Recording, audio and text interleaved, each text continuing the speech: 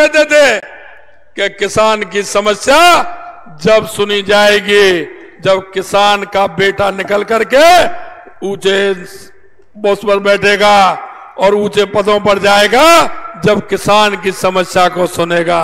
मैं आपसे कहना चाहता हूं मित्रों, चौधरी चरण सिंह जी ने किसानों के लिए किया था, वो किसानों के मसीहा के रूप में आज भी लोग उनको जानते हैं। और यही मैं आपसे कहना चाहता हूं कि आपने देश के यशस्वी प्रधानमंत्री नरेंद्र मोदी जी को,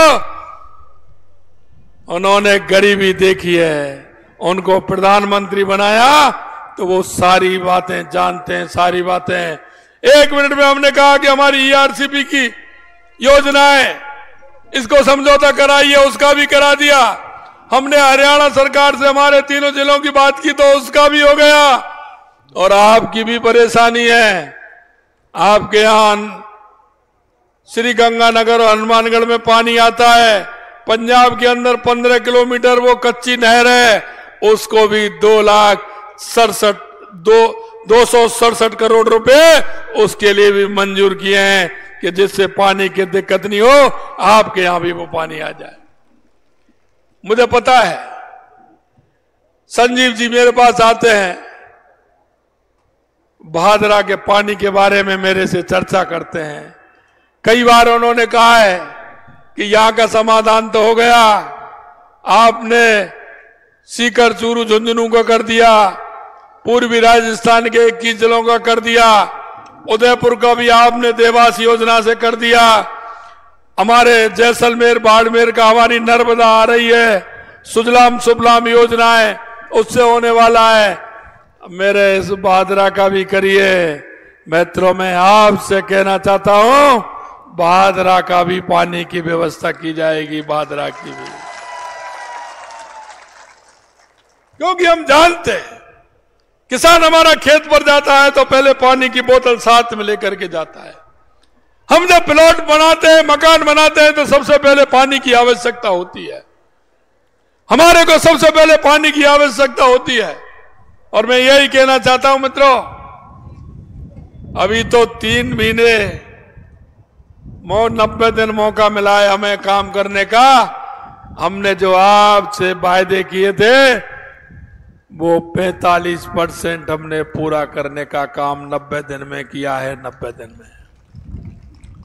अभी हमारे पास बहुत सारी योजनाएं, किसानों की सम्मान निधि भी और बढ़ाने का काम है, गेहूं की एमएसपी हमने बढ़ाई है। लेकिन कई बार मेरे से कह रहे हैं कि पहले खरीद इतनी होती थी, पहले अब इतनी होती है। मैं आपसे कहना चाहता हूं मित्रों, ये मुट्ठी भर कॉमरेड कितना करते हैं, कोई भी काम हो। मैं आपको एक कहना चाहता हूं मेरे किसान भाइयों, मैं आपकी समस्या का तो समाधान कर सकता हूं, लेकिन आपके मनों को मैं नहीं समझा सकता, क्योंकि आप देख रहे हैं, उन लोगों को देख रहे हैं, लगातार समस्याओं का समाधान हो रहा है, लेकिन वो ये कह रहे हैं, कोई भी आता है पहुंच जाते हैं कि हमारा ये काम होना चाहिए। अरे भाई, समस्या विहीन समाज तो कभी नहीं हो सकता, समस्या विहीन गांव भी नहीं हो सकता। धीरे धीरे सारी समस्याओं का समाधान होता है, समस्या का समाधान होता है, मन का समाधान नहीं होता। ये कॉमरेड और तो कुछ करते नहीं है, ये सिर्फ 4 लोग इकट्ठे होते हैं, कहीं ना कहीं हल्ला मचाते हैं।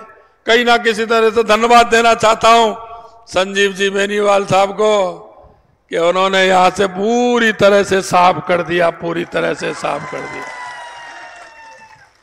मैं आपसे यही कहना चाहता हूं, हमेशा कांग्रेस की नीयत में फर्क रहा है, नीति और नीयत उसकी ठीक नहीं थी, नहीं तो उसका आप देखते रहे, पंचायत से लेकर पार्लियामेंट तक उसका डंका बोलता था। जनता समझ गई कि सिर्फ झूठ और लूट की कहानी कांग्रेस के पास है, झूठ और लूट की कहानी है। मैं आपसे यही कहना चाहता हूं मित्रों, क्योंकि हमारे देश के यशस्वी प्रधानमंत्री नरेंद्र मोदी जी गारंटी देते हैं, और वो भी पूरा होने की गारंटी। मैं आपसे यही कहना चाहता हूं, आपने लगातार 2014 और 2019 में 25 की 25 सीट दी है आपने, 14 में दी है, 19 में भी दी है। मुझे भरोसा है इस बार भी आप 25 की 25 सीट देने वाले हैं। लेकिन मैं आपसे यह कहना चाहता हूं मित्रों, अब की बार मार्जिन बड़ा होगा, मार्जिन बड़ा होगा, यह हमें ध्यान करना है। तीसरी बार देश के यशस्वी प्रधानमंत्री नरेंद्र मोदी जी को तीसरी बार प्रधानमंत्री बनाना है तो हमको एक जज्बा लेना पड़ेगा, और वो ये लेना पड़ेगा कि अब की बार मार्जिन बड़ा होगा। एक भी बूथ ऐसा नहीं होगा जहां कमल का फूल नहीं खिलेगा, और कोई भी लोकसभा ऐसी नहीं होगी जहां 5 लाख से कम वोटों से जीतने वाली हो, 5 लाख वोटों से जीतने वाली हो। क्योंकि मुझे पता है देश के यशस्वी प्रधानमंत्री नरेंद्र मोदी जी की राष्ट्रभक्ति पर कोई प्रश्न चिन्ह नहीं लगा सकता, उनकी ईमानदारी पर कोई प्रश्न चिन्ह नहीं लगा सकता।